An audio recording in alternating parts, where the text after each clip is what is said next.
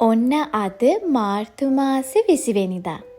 ඒ කියන්නේ යුරෝපයේ ජීවත් වෙන අපිට ඔෆිෂියලි ස්ප්‍රින්ග් සීසන් එක උදා වුණු දවස.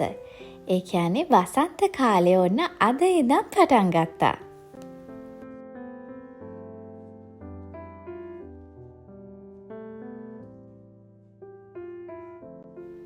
ඉතින් අද නම් ගොඩාක් කාර්යබහුල දිනයක් මට. මොකද සුදු පුතාගේ වැඩත් එක්කම මම සූදානම් වෙලා ඉන්නේ වසන්ත කාලෙට හරියන විදිහට මගේ කාමරෙත් සුදු පුතාගේ කාමරෙත් රීඩෙකොරේට් කරන්නයි. ඉතින් දැන් මං සූදානම් වෙලා ඉන්නේ සුදු පුතාව අපේ කාමරෙන් තියලා සුදු පුතාගේ නර්සරි එක රීඩෙකොරේට් කරන්න ඊස්ටර් එකට හරියන විදිහට. ඉතින් ඔයාලට අවසානයේදී බලා ගන්න පුළුවන් මං කොහොමද සුදු පුතාගේ රූම් එකේ එක ඒරියා එකක් විතරක් ඊස්ටර් එකට හරියන විදිහට සකස් කරගත්තේ කියලා, ලස්සන කරගත්තේ කියලා. ඉතින් එහෙනම් මතක ඇතුව අවසාන වෙනකම් බලන් ඉන්න. මොකද අවසානයේට තමයි එයාගේ රූම් එකේ ඊස්ටර් ඩෙකොරේෂන්ස් රිවීල් කරන්නේ.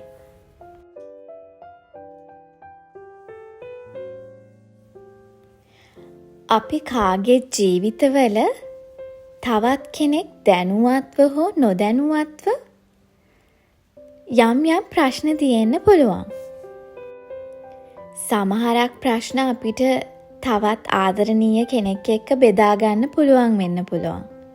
හැබැයි සමහරක් ප්‍රශ්න තියෙනවා අපිට කාත් එක්කවත්ම කතා කරන්න බැරි.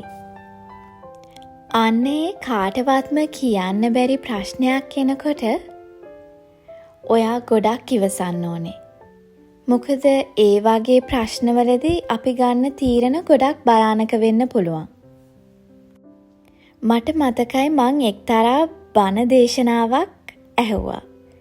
ඒකෙදි ඒ හාමුදුරු නම කිව්වේ ඔයා ඉවසලා ඔයාට හිතෙනවනේ මට නම් දැන් ඉවසුව ඇති කියලා. එන්න ඒ වෙලාවට තමයි ඔයා අනිවාර්යයෙන්ම ඉවසන්න ඕනේ. නැත්තම් ඒ මොහොතේ ඔයා ගන්න තීරණ ගොඩක් භයානක වෙන්න පුළුවන්.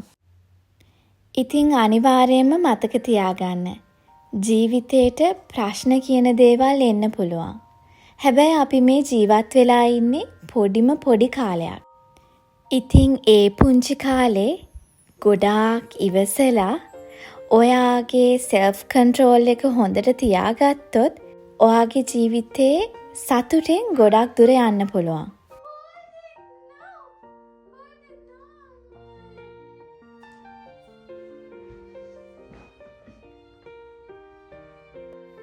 ඇත්තම කිව්වොත් හරිම මහන්සි. මොකද එක දිගට මට වැඩ කරන්න හම්බෙන්නේ නැහැ. ඉතින් සුදු පුතා ගාවට ගිහින් එයාව බලලා ආයෙමත් ඇවිත් ඉතින් වීඩියෝත් කරන හින්දා ටිකක් ඇත්තෙම කිව්වොත් ගොඩාක් වෙහෙසකාරී.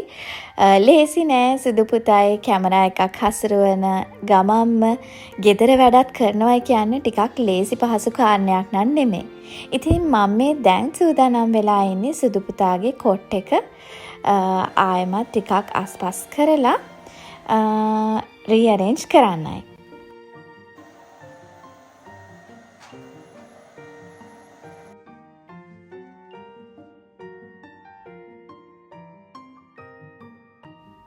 සුදු පුතාගේ කොට් එක අස් කරාට පස්සේ මං දැන් යනවා අපේ කාමරේ රීඅරේන්ජ් කරන්න ස්ප්‍රින්ග් එකට හරියන විදියට. මොකද දැන් සුදු පුතාව නිදි කරවලා එයාගේ කොට් එකට දාලා තමයි තියන්න ඕනේ. ඉතින් ඒකින්ද කාමර දෙක මාරු කරන්න වුණා එයාගේ කාමරේ හුව කරන්න කලින්. ඉතින් දැන් මේ මම අපේ කාමරේ ස්ප්‍රින්ග් එකට හරියන විදියට රීඅරේන්ජ් කරගෙන යන ගමන් ඉන්නේ. ඉතින් මුලින්ම මං කරේ බෙඩ්රූම් එකේ බෙඩ් එකේ බෙඩ් ෂීට්ස් ස්ප්‍රින්ග් එකට හරියන විදියට වසන්ත කාලෙට හරියන විදියට මාරු කරපු එක. ඉතින් මං හරිම ආසයි මම මේ චූස් කරපු බෙඩ් ෂීට් සෙට් එකට. මොකද ඒක මගේ හිතපු ඉමෑජිනේෂන් එකත් එක්ක හොඳටම යන බෙඩ් ෂීට් සෙට් එකක් තමයි. මට හම්බුනේ. ඉතින් throw pillows දෙකකුත් මම ඇඩ් කරන්න හිතුවා. තව මෙන්න මේ flower pillow එක ඇඩ් කරා. ඉතින් අවසානයේ වෙනකන් ආයෙමත් කියනවා බලන් ඉන්න. ඔයාලට පුළුවන් කොහොමද මගේ රූම් එක, අපේ රූම් එක මොන වගේ ලස්සනක්ද මතුනේ කියලා බලන්න පුළුවන්. අවසානයේ වෙනකන් අනිවාර්යෙන් බලන් ඉන්න.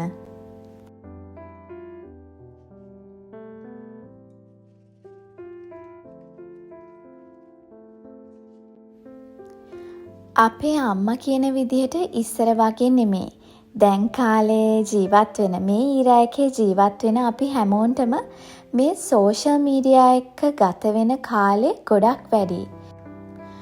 අපි හැමෝම ස්ටෝරිස් බලන්න පුරුදු වෙලා ඉන්නවා.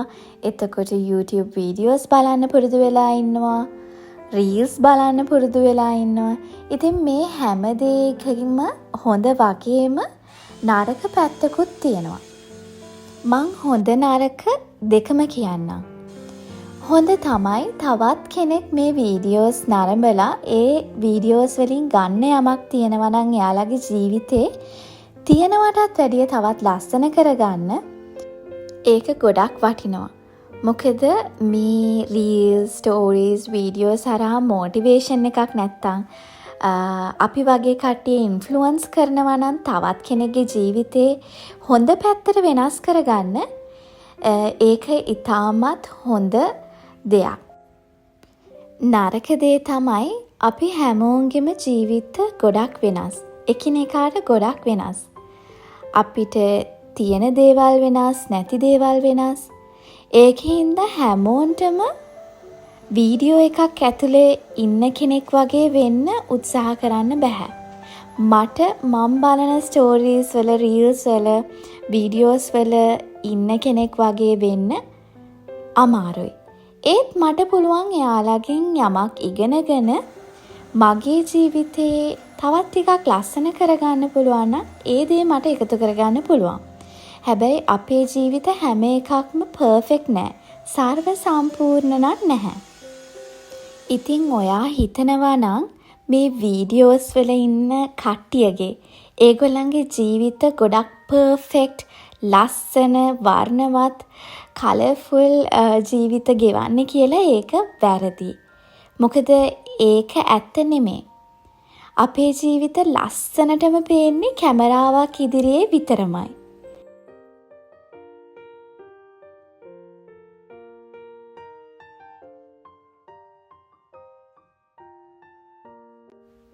ඉතින් ඔන්න කතාවෙන් කතාව මගේ රූම් එක, අපේ රූම් එක ස්ප්‍රින්ග් එකට වසන්ත කාලයට හරියන විදිහට රීඩෙකරේට් කරලා ඉවරයි.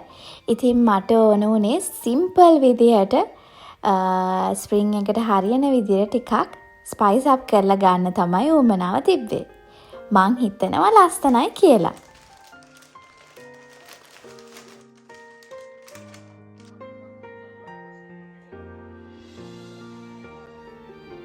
ඉතින් වසන්ත කාලය කියලා කිව්වහම ටියුලිප්ස් මල් නම් අමතක කරන්නම බෑ.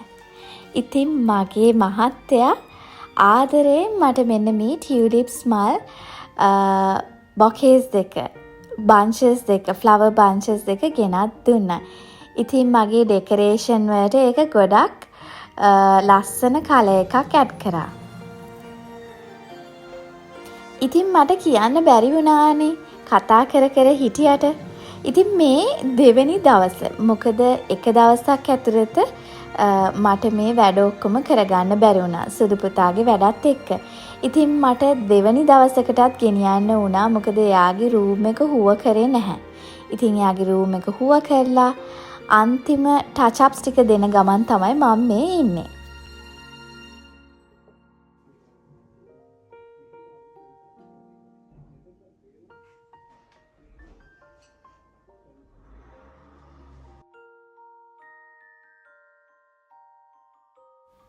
වොලා මේ තියෙන සුදු පුතාගේ කාමරේ ඊස්ටර් එකට හරියන විදිහට රීඩෙකරේට් කරගත්ත විදිය. මං හිතනවා ඔයාලත් ආස ඇති කියලා. මං නම් හරිම ආසයි මේ ස්පේස් එක මේ වගේ ලස්සනට ආවට. සුදු පුතත් හරිම ආසයි. ඔයාලා අවසානයේ වෙනකම් බලන් ඉන්නකො සුදු පුතාගේ රියැක්ෂන් එක බලන්න.